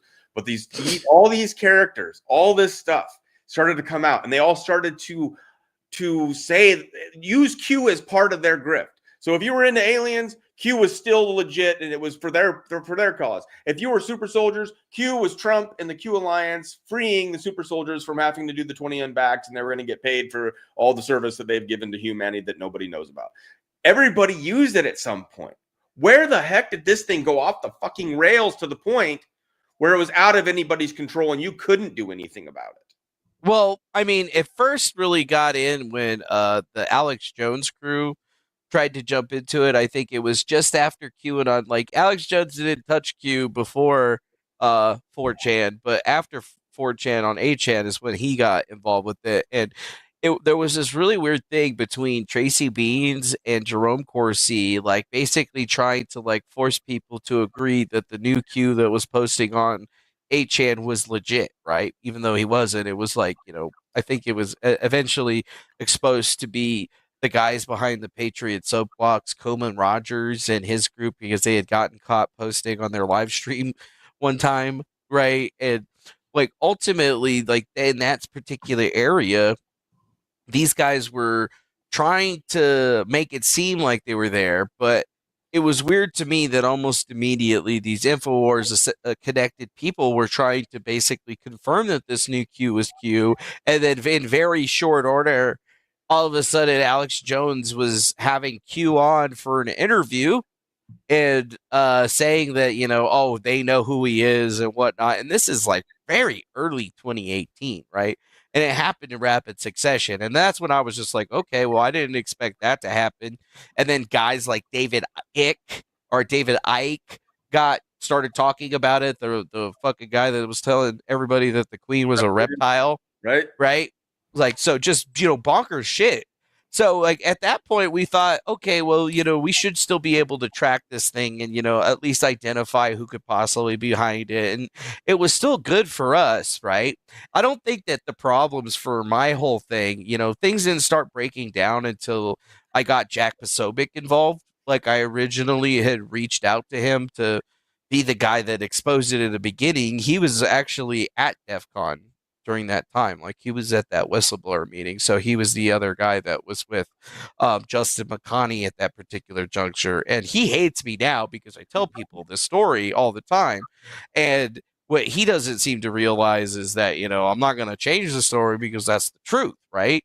So him and Justin were there together, and they had identified that they were there with an organization called MAGA 3X. And during the time that I was talking about it, I was like, we could use like a journalist that's in our pocket to basically expose this thing. So I had initially reached out to Jack and kind of gave him the rundown of this stuff and told him that who he could talk to verify my portion of this whole entire thing. And he basically is like, okay. And then the problem started happening because a lot of these people that were associated with Cicada started messaging him, one of them mainly being this character called the Stat, Thomas Shoenberger. And that's when I started to realize that, those guys were deeply embedded with some other folks, because after that, Jack Posobiec was like, Defango, Cicada, don't listen to that guy. He's nothing. He's full of shit. And after that particular point in time is when Jack did his expose where Microchip and, Dreamcatcher came forward and they started talking about it. And they basically took all of the ownership for it, right? So they cut me out of the entire situation. And that was a huge mistake for them and for killing this entire thing. And it signified to me that they basically wanted to cut it off then. So it was at the initial point when that happened was when it really got out of hand, I think, because that's when they tried to reabsorb it into their thing and create it into something that they could be in control of. And I think that the way that the Post changed after 2018 and 2019 really do associate to that. Even so, because there was a huge change in 2019 in how the person that was posting his Q was posting, like the format was completely different. And then they Right. actually started attacking people directly. Right. And that's what I've shown in some of the stuff that I've already exposed on this, regardless of what you think of any of this. You can see different language being used, different styles. Another gentleman that I had on who has some of his own take, goes by JRM. He pointed out some of the easiest ones. You don't get Q posting anything about ascension until the very last posts. So that's more of like in the hippy dippy freaking, love and light kind of, they're different groups, it seemed, had agendas and they had their own languages for what was about to happen. The 5D Earth people and all these kinds of things kind of came in. Jack Posobiec, I can't stand that dude. Fuck you, Jack. Anyways, he'll never watch this because it's not big enough. But anyways, I would like to think that some of these assholes that were involved, even Jordan Sathers, Praying Medic, I think they know a lot more and they're full of shit and they've all grifted off it. They didn't want this to end. But you're saying, so 2018, 2019, somewhere in there really changed. Can you give an estimation on what were the Q posts like numbers we're at so people can get an idea? Because people should start researching this a little bit. I mean, the exact post number? No. I mean, it just seems like I'd have to say probably in March of 2019 is when shit started getting really weird, I think, because after the 2018 situation for like 2019 and 2020 and 2021, I was dealing with a bunch of interpersonal shit where, Cicada people were like trying to harass me and I had to sue some people and then take some other people to court, get protection orders against them. So, I kind of checked out for some of that stuff, and I didn't get brought back into the Q situation until I think it was the MAGA coalition, drug me back. That's the way I call it. They drug me back into it because they were trying to basically get all of their followers off of this Q train and show them that, hey, it's bullshit. It's not even the same as it was. And now they're just attacking people, namely us. But, even the stuff that they're attacking us with is completely retarded because you could literally just go look up what they spent their money on because it's public. You know what I'm saying? Right. And so, okay, there was it. So I don't know how much we've talked about these guys. You know that I kind of got into it with the MG show, Shady Groove, Shannon Townsend, and then In the Matrix, Jeffrey Pedersen, however you say his name. Pedersen? Yeah. He hates it when you say that shit. Pedersen, then. Fuck him. I hate those guys. Anyways, they freaked the hell out when I brought up the Q Keybase app. And I had been told, whoever got the screenshots from within there, is that there was conversations of what was going to go on the board.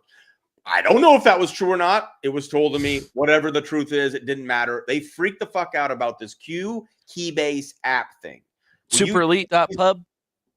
Yeah, just I'll give a rundown of what it really was and what was going on back then. Well, I originally was on the Keybase app like years before any of these people. And when the guys when we were originally setting up the Discord that we used, we actually had a different thing that we were using called Tox, Tox, and it was like an encrypted chat messenger where basically if you delete it, all of the shit just goes away.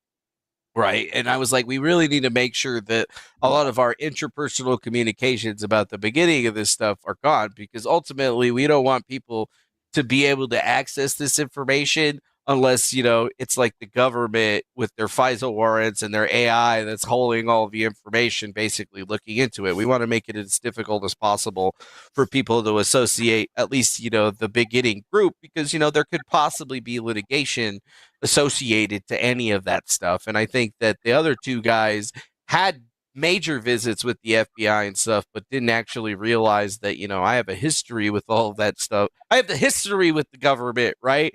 And I'm more or less not like a member or a worker, but I'm more like a contractor, I guess, like they know that they could trust me because I've proven myself to be a loyal individual. So I'm what you call a high risk, high reward type candidate right? Where there is a major risk of putting me in there because I'm not exactly going to meet the normal standard. But through me just doing stuff, I've proven that, not only am I capable, but I'm also able to basically do almost anything and put myself almost in anywhere. So I could pretend really good. So I'm like a spy, right? But All right. Well, how do we know you're not pretending for some of this then? well, that's the thing, is that's where we get it. Everybody says that I'm pretending, but the thing is that I've never really had to pretend because I'm not an internet LARPer. My whole entire life on the internet has always been associated to me just being myself. Now, if I get a contract that says I need to show up at this company and fix this printer or install these networking devices, and I need to identify myself as being a technician that works with this company and can never mention this other company, blah, blah, blah. It's much different than what we're talking about here with this QAnon stuff, is because I'm actually doing a job, right? Like they're telling me, hey, you just need to not talk about you being a contractor and don't discuss your payment and stuff here because we don't want the client to know that, you're not a W-2'd worker for us and a 1099 contractor. We want to show the client or give them the air that, you are a guy that is in their field, but in actuality, like they don't have anybody there. They're just contracting out an individual to go do stuff. And I mean, even now, like I've only really done a lot of government work, mostly working for the Sergeant of Arms at the Sergeant of Arms, like installing computers or fixing computers for like senators and people in Congress.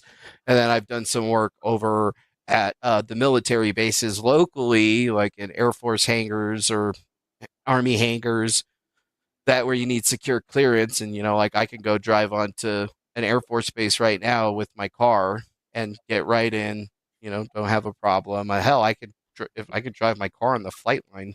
When you show up, do they be like, hey, it's the guy that started Q?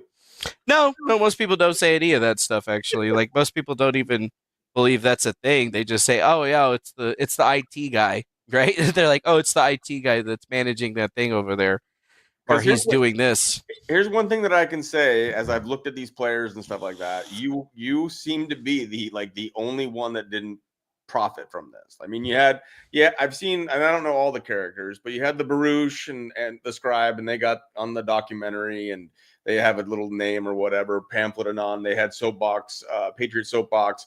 They made some stuff. Tracy Beans obviously got her name through a lot of this movement, and then on to the Flynn bullshit. A lot of the people that are still, I guess, that want to do this publicly, like Jordan Sather, Praying Medic, they've sold books, they have Substacks, they have podcasts, they're still doing well and making some form of monetization from being on the internet. Not you. Yeah, not me. You're working a normal job. You're still just living kind of like a normal life. And some of that is hard for people to digest because it's like, this guy started Q, and it's just like, it's because I mean, I'm not saying I know. I'm just saying this checks out in a lot of ways to me because all these other people have networked now into something. Jack Posobiec will never tell the truth on it. Alex Jones will never tell the fucking truth on it because that ties into Corsi and all these other motherfuckers. Tracy Beans will never tell the truth about it, even though there's a video of her saying with Trump in the presence, hey, we're Q. We started Q. They're behind the whole thing. We're talking shit. It's like fucking crazy, man. No, you're right, bro. You're right. Right. It's like, it's very unbelievable. It's because, like, I've actually, like, I live streamed so much of my life during that time where I was live more than I was asleep, probably. And I would basically, my bank accounts, everything. So people really knew where I was at because my main philosophy in life for a long time was like, I didn't really care about making money. Right, like as long as I exist and be happy, it was really all I cared about. Because no matter how hard I tried, and no matter what kind of good job that I did, I always either managed to write myself out of a job or discover something so major that like I would have to tell somebody about it, and then the place would get shut down or something like that. So, Right, like that happened to me a few different times, right, in a bunch of different places. So I think that. right. After Bitcoin and stuff like that started, not really thinking about money and stuff, and then I know I had an nest egg or whatever that I could live off of when I decide that I want to retire. But at this point, Cool. Thanks, Teddy. Defango is a hero for exposing Cicada QTS blessings during Lent. Thanks. Right. And just Thanks. real quick, Defengo, for whatever reason, your internet just turned to shit. So for the did last just couple minutes, it's kind of like been choppy. I don't know if there's anything you can check or do. I don't know. I'm probably just getting DDoSed. So that's about all I could do. I could probably leave and try to come back in, but that's about it. Hold on. We can, yep, we'll have him come back in. We're going to get to the point now here in this where you guys can start asking your questions. Hold on to the questions, though, because it's going to be hard for me as they chip away or whatnot. But let us try to get Defango back in here. Here he is. All right. Better? Yeah, we're looking good. Okay. Perfect. So like we were saying, like you haven't gained a whole lot from this or really anything as far as like, internet fame or a channel that's, paying all your bills. You're working a normal job. You're still an IT guy. And what do you benefit from exposing this shit? That's one thing. I don't personally benefit from it, but I looked at it as like a very good test of humanity to see where we are at collectively. And I mean, it gave me some good information about how the coming things are moving forward. And a lot of folks don't really get that I've put myself into a lot of different places over the years and had a lot of fun with it. And I got people that are on my back that, have been watching out for me throughout this entire situation. Like one of the main ones I'd have to say would be like the 160th SOAR, the Night Stalkers, Task Force Brown within the JSOC. Those guys have probably been the characters that have thrown me the most respect and understanding for the abilities that I've set forth and have really defended me down to the last second in all of this. I mean, I never got picked up by the FBI or sent to jail for any of this stuff or anything because like these people know and have known over the years exactly how transparent I can be in these types of situations. And, they watch my back in a really big way, to the point where my picture shows up on the, company commander's desk and he's asking everybody who it is and they don't know. And, like at the end of the day, it's like, I'm not trying to get those people screwed up. We wanted to do something that was going to be really, really beneficial. And I think a lot of outside individuals that were just ass hurt about me exposing them really created a bunch of nonsense and chaos because they're the Discordians, right? That's the whole point that I was trying to make by showing you that video from Financial Times is that when we look at the Cicada people, they're all about Eris and Discordianism, which was all written by some guy who wrote the Illuminatus trilogy, who was basically doing the same thing, but for the Illuminati. And you start to realize that, these people are doing it for fun and they think that it's like a game to them, right? Like they do this because it's what they want to do. And even more so, you can see a bunch of them in the chat. I don't even call them out these days, but it's very clear to see because most of them are either going to be defending this one individual who, put himself there, right?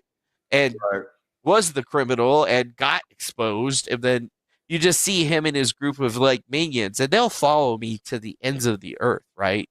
Because they truly think that they can destroy me. But after years of what they would consider torment, but I just consider me watching a bunch of retards fail at doing anything effective. Like, I've been able to get past every little thing that they've tried to put ahead of me, and I've literally gotten jobs working with the government. And you think any of the stuff that they've ever said has ever affected a fucking thing that I've ever done? Maybe at one time, but not anymore. Right. They can't touch me, and it's hilarious.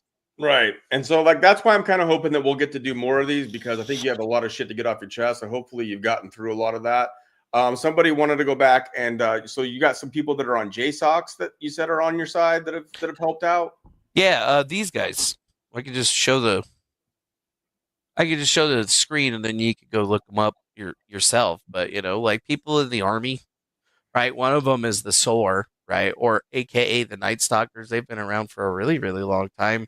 What do they do to help you? Like they just keep an eye on me, Maybe they were helping me feed some information, and maybe we got connected because I participated in a study with the thing called IARPA Create, and they were also working on it as well. So like I was working on it, they were working on it, we started talking or whatever, and then they realized that, hey, this guy's like pretty fucking actually great at investigating all of this stuff. I wonder, how we could apply some of the stuff that he does in there, because they also do, I guess, psychological operations.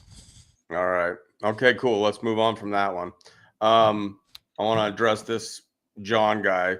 Where did Dorian come from? Didn't he back a huge grifter? Who is still grifting? John, whoever the fuck you are, do you even know what grifting is? Grifting is swindling and lying. It doesn't matter if people actually make money doing this shit. It's when you do it with lies. And so what I'm saying is that there's people that know Q isn't a military operation, and they are pushing it as if it's the saving of the world while people fucking die and get harmed. That's a problem. That's grifting. This is grifting right here. See what I'm doing right here? See how I got the donation right there? And I'm not doing anything other than talking, and then people could claim that I'm lying or whatever, but I'm still collecting money for it. That makes me more of a grifter than Mr. Dorian over here, just to put it bluntly. Right. You can claim that like Defango is lying or something like that. And so that's what we're trying to figure out. When we're trying to expose grifters, we're trying to find out, are they handled? Do they really believe this shit? Are they just doing it for the money? Does somebody make them do this thing? And I'll post it on the screen. There you go. John, like, oh, I know who you are, John. You've been exposing grifters too, but why are you coming in here and talking shit? I said I'd be willing to work with you on exposing this. There you go. You got yourself on the screen. But don't come in here and be a bitch, because that's the reason no one listens to you, John. All you do is curse and talk shit in such a way where you can't. It's like, when people come in and start doing this, man, like, don't come in here talking shit at me and call me a grifter. If I make a little bit of money, I've made less than 5,000 in a year and a half. I just want to set this straight, though, because you know my story, John. And so you come in here and then try to make people feel like I'm still grifting because I backed a grifter at one point. I've done more to expose Gene than anybody. So I just wanted to handle that shit real quick. And then to define what is grifting, because that's what I'm having the biggest problem with when it comes to the Q grifters. I have guys, and I've named them over and over again. The ones that are highest up on my list right now: FCB Decode, Dave of News Treason, some guy knew Mike King. I don't know much about him. Joe Rambo, Patriot Underground, and some of the guys that were connected. The only reason Patriot Underground is anybody is because of Gene Decode and Kerry Cassidy. I was literally with Gene Decode when Patriot Underground had like less than 100 followers. These Kerry Cassidy? Yes, and Kerry Cassidy. That's another one of the people that Thomas Shoenberger was saying that he could hook me up with. Just don't throw that out there. So anyways, this is like we're exposing the people that continue to push this like Q thing, even though I'm trying to get to the bottom of it. And regardless of this interview, I've already shown a ton of stuff on Q where it's different language, or there's various people that are that like Pamphlet Anon actually on Patriot Soapbox exposed himself as posting his Q. So it's just dumb. And then it's just like, and then John, you come in here and you act like I haven't exposed him. What do you want? You go and everybody go check out John. He exposed Gene to the fullest. My thing is that I didn't want to be the reason why Gene gets freaking attacked. If I'm hoping to find out something more legal wise, but if you want to go watch John's video where he exposes him and then someone goes and beats the crap out of him or something like that, that's not on me. That could be on you, John. So I don't know what you want from these guys. Do you want us to go and like go vigilante style and start freaking taking people out? Because that's where you start getting swatted, dumbass. Anyways, so, yeah, that's happened to me before. Right? Yeah, all that shit. You get stupid. And then John's like in freaking Australia. So whatever, man. And keep talking. You can keep. I was going to say, like if you look at the chat, I'm not going to bring out names, but if you look at all of these different things that they're saying, there's certain people that are in your chat that are like trying to bring it up and then do the same thing that John guy does to me, right? And if you look at a couple of them in here, I'm sure you'll be able to identify them, and they're always bringing up the same thing. They're always trying to get people to go back to some old LARP that, doesn't matter. Like one of them is U.S. Senate Anon. It's an Anon on 4chan, so innately everything that person said is 100% bullshit. End of story. So, like, I don't even look past it anymore because who has fucking time for that shit? But you'll get characters that will come in and constantly try to go back to that shit because that's how they operate. Like they only talk about a certain couple of things, over and over and over again. And once you identify that stuff, it's just like you're never going to get rid of them. They're just going to keep doing it. And it's because they think they could force you to talk about things that they want to hear about, right? Yeah, But, it's a control thing too. John just wants me to say his real name, which I put on the screen for you, John. It's out there now. It's in this video, and it's going to get shared on my fucking channel, and now it's out there. Good job, bro. But I talked to you on X. I said that I would do a video with you, but no one goes to your channel because all you do is say bad words and cuss and act like you're the angriest person in the world, bro. Have a little charisma.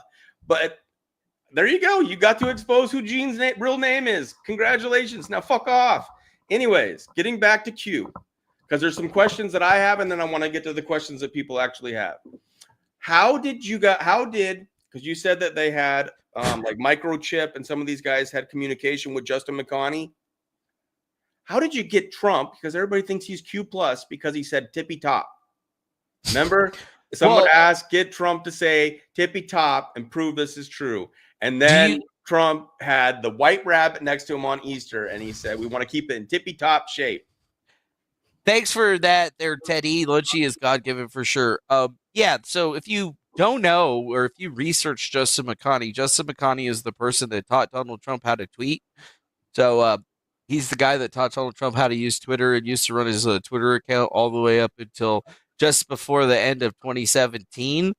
When his company and everything got basically taken out because, Trump is president and they couldn't associate with that, group anymore. So it was one thing that they, this is like the biggest missing piece of the puzzle is like this dude used to go with Trump everywhere, be on like Air Force One and shit, snapping pictures and stuff. And I have mentioned this guy so many times, and what happens is that he basically threatens litigation to anybody that tries to investigate it. And I mean, I have dropped that name so many fucking times to so many goddamn people, and not a soul in the last 7 years has ever even approached the guy. They don't even want to go talk to him. Like they just think it's just crazy, or maybe they have talked to him and he don't want to talk back to him. But, I remember this dude following me around, right, at Defcon, and me introducing him to stuff and him telling me that he was a Fed and, me basically discussing this whole operation for him. So, if you really want to find out, the most information about it, the person that you have to talk to is him, I just gave them the accoutrement and the plan, and I'm like, all right, here's your plan. All right, so I'm out. And so do you have any idea if even HBO tried to reach out to Justin McConey? No, because I don't they actually talk about that. You go into DEF CON. I don't know if they bring up his name in it. They don't. They always remove it. This is what I seriously think. There's probably good guys and there's probably bad guys in the background having different reasons for why they would allow it or want to debunk it. I think this grift has been the most juicy grift perhaps the internet has ever seen. The Q grift, the plan to save the world, Joe M and all that fucking propaganda that he created around this that made it into something that made people really fucking believe. They don't want that to end. And here's the problem. I think, and this is just me personally, I think Dan Scavino plays into it.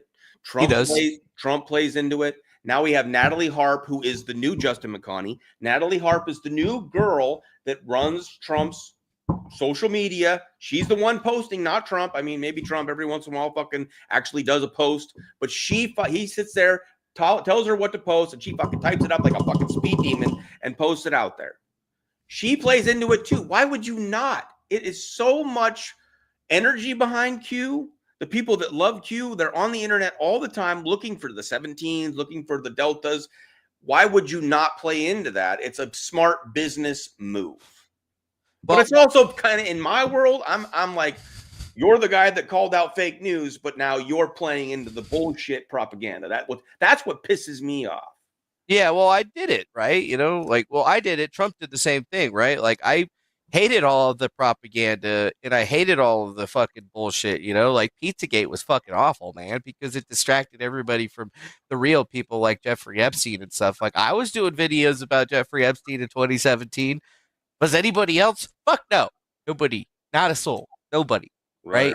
And everybody cared about all of this other crap. And I was like, it was just the craziest thing to talk about. Most of this stuff would be like, look, now the psyop that Pizzagate is that happened and stuff, that right there, nobody really ever had any concrete evidence on any of that stuff. But, you know, the actual thing that's really bad that we have concrete evidence about is this, and everybody is being distracted and looking at that thing. And that's when Flynn comes up a lot in that situation with this digital soldiers. So, like, before QAnon, there was already ops and things that were happening for many years prior to Trump being in. And that was another thing that was weird, is that Shoenberger and his people, you know, on my Substack, there's a bunch of emails. I just posted all of the emails between me and this guy. And then I have emails from people that had known him before me, like in 2013 and shit. And you can we have like a whole dossier built out on, you know, like what he was doing and how he was doing Cicada stuff, and then how he split off and started doing Trump stuff, and then how the Trump stuff got into Pizzagate stuff. And then once I solved that puzzle, Tangri 137, they started doing another, you know, Cicada puzzle to get me roped into there. So if you look at it, there's like much more interconnection in this stuff that people think. And right, that's where a lot of these, I guess, guys and girls just miss it. Okay. Awesome. So, okay, I asked my questions and now I want to get to you guys. So, like, go ahead. Now, let's get to the questions. If you got a question that you've been holding on to or that you posted earlier, I ain't going to go find it. Please post your questions now. So, we got Not Linwood. What was the main Pizzagate forum, Defango? Vote. That's where people went after it got banned on Reddit and shit. But originally, people were talking about it mostly on 4chan. So it was like Reddit, and then it went to Vote, and then Vote was where most of the dipshits were talking about that particular situation. And then a lot of people were making videos on YouTube and stuff, but you know, it was a culmination. It moved a couple places. Right. So what was the most banned word on Vote? I don't know. I didn't spend any time on Vote. I just knew that that's where the dumbasses were, so I didn't spend any time on it. Right. And I think I've seen Not Linwood. I think I spotted a dumbass, though, or maybe one of those dumbasses for Vote. Right. So they say it's Racine. So there you go. Yeah. Not Linwood. Yeah, they keep talking about Racine, and I'm just like, yep. They keep talking about that like I know something about it, even though from 2019 to 2020, I was just playing video games, mostly Star Citizen on stream, and I was literally not even giving a shit about any of that stuff. Okay. So you don't know anything about that, and that it is what it is. Let's move on.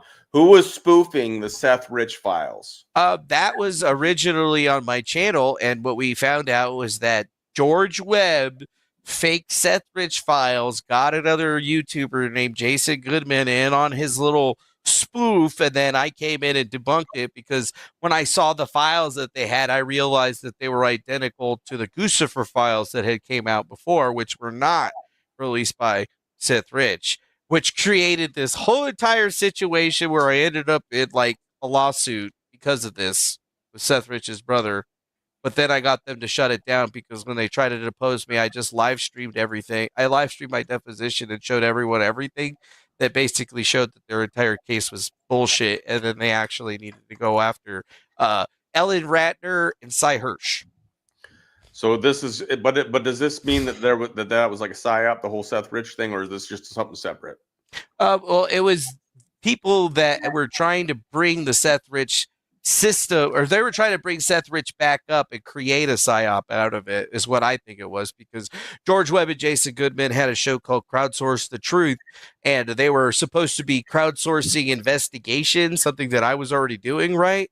but their crowdsourced investigation brought them to these files, right? And then they did their whole thing. I wouldn't expose them for having the fake files. And then get this. About a week later, the people that were associated with this Cicada 3301 business, Thomas Shoenberger, his little girlfriend at the time, and some other people all messaged me and said that they had been the ones that had provided those files to George Webb. And they had told him that very clearly that they were Guccifer files. And then that George Webb had basically been the one that decided that he was going to say it was Seth Rich files instead because he could get more play with it. Well, that makes sense because I think they hate each other now. I think John Goodman's been calling him out or whatever his name is. Jason Goodman. Goodman. Yeah, because they had a huge falling out a couple of months later when they faked a nuclear threat at the port of Charleston. Oh my God.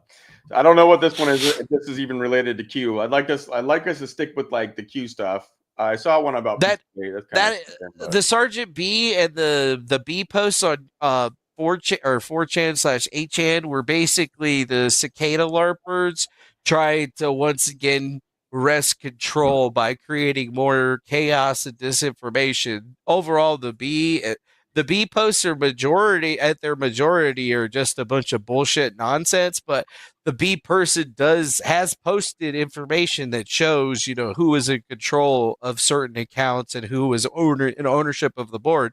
And that stuff was at least valuable because it did show that Jim Watkins wasn't in control of things. At the very end of things, it was actually his kid and some other person because they had wrested control away from it. They changed the way that the algorithm worked for trip codes, and then they created a super secure trip code that required you to log into a moderator account to then post as Q, and then you would get this shiny little thing on your trip code or whatever, and it stopped people from being able to use one of the trip code generators to hijack it like it had been happening over and over and over again. Because now when you go over there, you could post as Q and put his trip code in, but since you're not logged into the moderator account, it's not going to have the shiny little thing around it, so people are going to ignore the Q post, and they did that so that they could obfuscate and gain control of it, and then Q died. So do you think anybody will ever post again on the Q board? They did already. I think somebody will probably eventually try to do it, but I just saw a revamping from Ron Watkins about, I don't know if it's 8chan or 8kun, but 8chan. One of those, he just launched something and everybody, all the Q people are like, oh shit, thinking something's coming. So do you think if just as a speculation though, because no one knows. No, he's just getting money. He's just fucking around. He's rug pulling, dude. If anybody did post again, do you think it would be Ron? That it would have to be somebody that was connected to Ron or I think the Sergeant B group, because whoever would be posting his Q has to have that access to the moderator account to then actually post as Q. If they don't have access to that account, then they can't do it, which changed the entire way that it was working for many years. I think Ron enabled the super secure trip code. Maybe it was 2020. I can't remember exactly what it was, but after he had done that and then locked it down, it kind of basically made it impossible to almost impersonate, I guess. So it's just a little weird. All right, next one. Can you have Defango's reasons behind debunking Pizzagate when someone that had direct ties with people involved paid him? I didn't have any direct ties with anybody that was involved in Pizzagate, number one. And who paid me? Don't know anyone that paid me associated to Pizzagate. When I was doing all of my Pizzagate investigations and making funny ass videos about it, I didn't have any connection to any of those people. Any people, and I didn't even get paid by anyone until much later, years later. And even then, it was people that were watching my show throwing donations, and that's basically all they could ever even try to put up. Oh, somebody sent you $50, or oh, somebody sent you this. So it's a little bit weird. It's a weird question. There was one weird thing that someone shared with me where you got allegedly, I don't know if it was a joke, that Robert David Steele paid you $500 for some reason, say sorry or something. Yeah, he tried to pay me money to say sorry, but he wanted me to run his website basically. So like I had interviewed him once, and that was through Tommy Shoenberger, and I tried to like gather gauge who the hell this guy was, and then I had a second interview with him. And generally, I try to do 3 interviews with people. The first interview, I'm just normal. The second interview, I start to be more inquisitive, and then in the third interview, I'll usually get down to brass tacks, and then start the actual expose and understanding and whatnot. And that's how I've handled most of my people. But in the second interview with Robert David Steele, he kind of was just being a fucking asshole and like acted like a bitch. So I just like kicked him off of my show, told him to fuck off. And then just after that, he sent me an email saying that he would want to pay me money to like manage his website and stuff because this other guy wasn't going to do it. And I was like, yeah, fuck you. No, thank you. I don't want nothing to do with you, old man. Yeah, and he ran a lot of psyops, man. He was a psyoper. He was a big psyoper, and I was trying to expose him, and he came through fucking the Cicada folks. Imagine that, and he was connected to Cynthia McKinney and that other guy. What's it called? Thomas Gabriel, Douglas Gabriel, American Intelligence Media. Him and Betsy, right? Like they were all interconnected, and like the one craziest person out of that whole group who had been watching my channel for years, one of my oldest subscribers, Tanya Cornwell. Tanya was the one that had been paying me money since before any of this stuff had happened. And she had signed up for my Patreon, and I had set it up incorrectly. So like every time I posted a video on there, in order to look at it, you would have to pay some money or whatever. And she ended up paying me like thousands of dollars for media and shit. For stuff that you could have just watched for free. And then people have tried to misrepresent that, like she was paying me to like fucking do psyops or some shit like that. And then the story only gets crazier from there because her husband ended up being a lawyer named Steve Biss. And when the whole Jason Goodman situation was happening, he was talking about suing, or I was talking about suing him, and that guy offered to sue him for me. And then that dragged me into a whole fucking nightmare of nonsense from like in 2018 as well, which is all associated back to those Cicada people. And now Steve Biss is a vegetable for the rest of his life. I've heard something about that. I had no idea until I started getting into this. The snake farm is asking who ransacked Steve Biss's office and stole his computers and cloned all that data. Nobody ransacked his office or stole any computer. See, that's the problem, is that these guys just make shit up. This is one of the Thomas Schoenberger characters, by the way. They do this stuff. So what actually happened was that Steve Biss fucking had a stroke and basically went invalid. And Tanya Biss contacted me because she went through the house and tried to figure out, where shit was. So who ransacked the house? She did. It's her fucking house. She could do whatever she wants with it. She was trying to find Steve Biss's files and documents for his cases because she was getting letters from like the state basically demanding that she hand over this stuff, and she had no idea where it was. And it ended up being on like an old computer desktop that belonged to their kid that needed to, they needed it. So all I did was log into it and verify that all the files are there. And then we plugged in Drive. I was remote sitting right here in my house, right? And I just had her install AnyDesk on the computer so I could remote into it and, move the files over. So I copied and cloned all the files and shit over to a hard drive. And then she put that to the side. And then I told her basically you could just tell them that they can come take that. And then they also have basically a box, the actual computer itself, and they can take that. They kept on asking for Steve Biss's laptop, but Steve Biss had a laptop and it broke. So everything that he was doing was on his iPad and I guess like a fucking his kid's computer that he had commandeered to do most of his work. And the cop or, like the judge and like the people, I guess the court or whatever, like I had gotten in contact with the actual guy that was trying to get the information and I explained to him what I did. And he was just like, oh, cool. Like we've been looking for all this stuff. And then I got in contact with the Banal Law group, Jesse Banal and his people, because they were also trying to get access to those files because they were suing Jim Sewardson for something. So I just explained to them that, hey, this is where the files were. I gave them to, this, or technically Tanya gave them to the people. So like they're in possession of them now. So if they're trying to tell you that they don't have them, they're lying. Gotcha. So I was like helping them get access to their client data because they had taken over all of Steve Biss's clients and cases, and he had a bunch of people that were on his list. All right. Just a couple more questions, guys, and then we'll close out. I don't want this to go too much longer, but Real Colin Weiss, were early posts involving data in caps referring to big data power? Some of them, the caps and stuff like that is all just to get people to focus on things. So like when you put stuff in brackets or you like make capitalizations or capitalize certain letters, it's all like playing into how Cicada 3301 would get people into the story. And then it also helps to actually build mythos in there because you're essentially giving people stuff to go Google, and then they come back and they bring you information to ask you about it. You can just reflect it back at them and then get them to believe you even more. Gotcha. And I think some of that was like Godfather 3, Alice in Wonderland. Weren't those like capitalizations? Yeah. Yeah, we were doing the Alice in Wonderland shit during Cicada at the same exact time that was happening.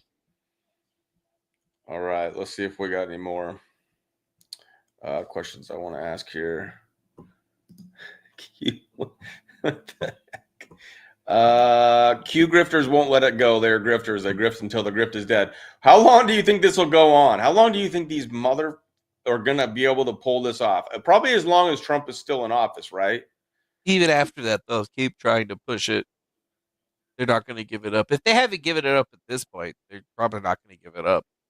It's like a cult, It's kind of like a cult, actually. Like it's turned into a cult because all these cult-like figures embedded themselves into the mythos of it after the fact. And then now, you're dealing with a completely different situation where you have people that are in a cult that have the cult mentality as opposed to what it was originally supposed to be, just, like an internet, like, ooh, right? And you were supposed to use apophany. You use apophenia and various other techniques to basically get people to see things that aren't actually there. And there used to be a really good like video by Apophenia Productions about Back to the Future, where this guy made a bunch of videos of Back to the Future, where he like associated a bunch of crazy conspiracy theories to it, like the atomic bomb and 9/11 and a bunch of other stuff.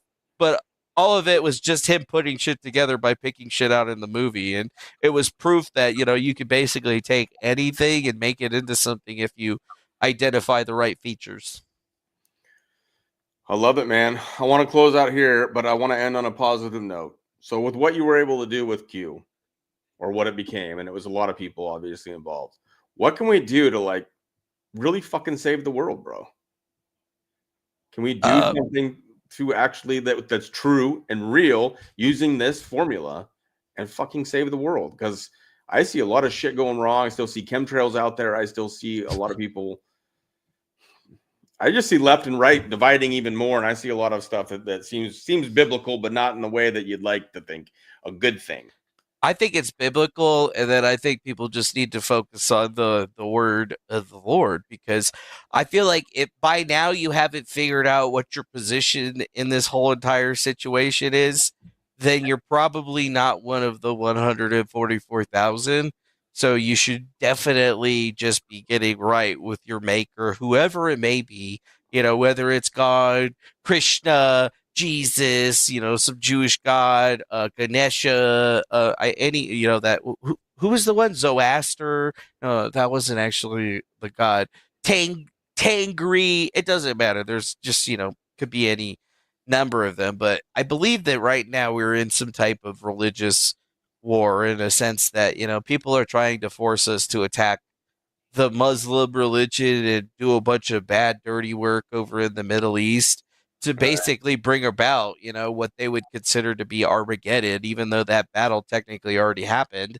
And we're talking about something completely different. Like, we got to really focus on who is who, what the Bible actually says to at least give us perspective on where we're at right now, because, we could be at the precipice of a neo-Abrahamic god of death becoming, the thing that everyone worships, and then the world trying to get rushed over by, just evil heathens. Like, I see a rise of the satanic super soldiers moving forward. That's what I see in the future of things. And to me, it's like, if you've gotten into Q and you've realized all of these things, you have all of the material inside of your brain now to understand where you should be standing in this whole entire thing. And then once you start looking at Trump and realizing that, hey, wait a minute, why is he supporting this one group so much, and why is he like trying to take over like an entire people's country when it's like they've been their country for thousands of years? Then we're supposed to be believing that this other group of people got bequeathed by it, by some god or whatever, and we're supposed to just be okay with wanton genocide and death,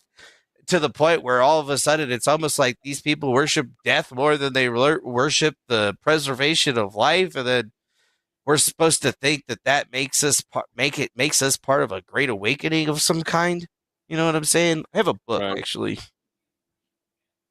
The Black Awakening. Yeah, actually, there is somehow I found a free PDF, I think, online. Yeah, you can get a free PDF of this one. I recommend people read it because it discusses, what we're coming into. When you look at like the Q movement, sure, we averted a disaster. We reverted the disaster in the splitting of the country, right?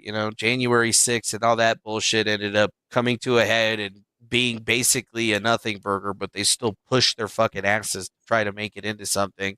And I feel like in a lot of ways we did manage to, finish out the Q system in a great way, because ultimately all those people many of the people that would have been there didn't go. And that's great. And I'm still sad that all of those people showed up and did all of that stuff, because, the idea was to never do that. It was to always stay online. But now we're moving into a different space where all those same people are starting to split off and support some of the more craziest stuff that I've ever seen. And, like they claim to be Christians, but, they want to help out the people that are saying that Jesus is boiling an excrement in hell. And, Right. it just logically doesn't make any sense. Yeah, there's a lot of insanity. And what I kind of try to do, and why I go after these grifters and these like liars and stuff so much and expose these kinds of things, trying to get to the bottom here with Defango as far as what Q is. To me, it's not a magic military operation. There's no behind the scenes. It's not even ethical or constitutional for Trump and these guys to go and arrest and take out all these guys behind the scenes. All this kind of stuff, nonsense, needs to stop so we can actually have real conversations and come to real answers. And when it all comes down to it, it helps. Like, when I've had issues with my health, I've drawn closer to my faith.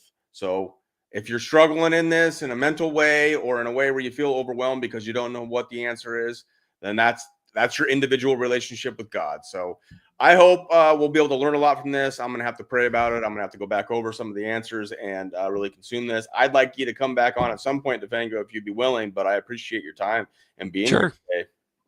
So you're welcome. Go ahead. I see the Phoenix Enigma in the chat. I mean, everybody from that group shows up. Phoenix Enigma is another guy that's on there. He's probably good to talk to maybe about some of this stuff, although he's got a very interesting take on most of it. He cares a lot about like Isaac Cappy. You remember that guy? Yeah. Ever read into him? Isaac Cappy? Yeah, he did a pretty big investigation into all of that. Like, I feel like the first time I heard about the Phoenix Enigma was like him talking about Isaac Cappy and his death. And, a lot of people throw me or try to lump me into like his death in some kind. And I've like released phone records and logs that showed that I only talked to him like maybe a handful of times. Like, I didn't talk to him. I talked to him like 2 months before he died. Right. And I asked him and begged him basically to get out of the Q stuff and to get away from these Cicada people and then those people in Australia that were associated to like the SRA community, because they like ruined that guy's brain and then he died. And like, like a lot of Q people associate that to me, and people try to say that I killed him or I was part of him falling off a bridge or something like that, even though the entire day before that I was live streaming, went to sleep for 6 hours and then live stream again. And I live like 14 hours away from where the thing happened. So it just doesn't make sense. But people do bring that stuff a lot. And I don't think it's generally the Q people that were actually involved with most of that stuff. I think it was actually the Cicada people that were mostly involved with that, because how did I get introduced to that character? Well, what do you know? He was another one of those people that was associated to that group. Gotcha. Have you ever heard of John Q. Simeon? That sounds familiar. I'm having him on tomorrow. And so he knew I think he said, I can't remember the number, but he did some podcasts with Isaac Cappy. He used to chat with him all the time. And so we're going to get some more about Isaac Cappy and John Q. Simeon. He's been calling out some of these fools from back. It goes back with Shady Groove and In the Matrix. But a lot of the guys, some of them that I'm not as familiar with, Space Shot and some of these dudes.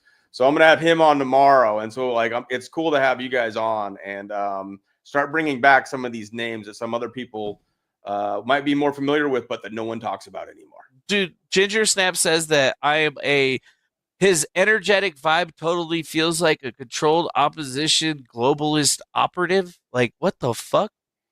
What the fuck? Like, seriously? Like, what do you even mean? What are you even talking about? Like, the globalists don't even like me. I expose the globalists on a daily basis. I mean, I've been pretty fucking transparent about just about everything that has been out there. It's just like so weird when people say shit like that. I know. You never know what you're gonna get. Does this look like a globalist to you? Yeah, I don't think so. I last time I checked, I was a short, fat guy. Right. Anyways, I've enjoyed my time with you, Defango, and I think that you've answered all the questions that I've ever brought to you. Sometimes you're a little long-winded, and sometimes I interject in there, and then we'll refine some of the things that I run across on this interview, because I think there's some things that I forgot while I was listening and trying to also deal with like the chat. This is kind of a crazy thing, being the one to like try to answer things in the chat, keep up with it. There was some trolls in here, but I enjoyed my time with you. Hang on, Defango, because once I close this out, we'll chat a little bit before you go. But I've appreciated your time, and I look forward to having you on again, bro. Cool, man. Well, thanks for having me, man. Goodbye to all you fucking people in the chat. And if you want to talk to me or find me, you can locate me at Ultra Grift on X, or you can find me at Griftcast. And if not, much love. Right, exactly. And I'll have those links down below these videos. Much love to everybody out there. God bless. And I'll catch you on the next one. Peace.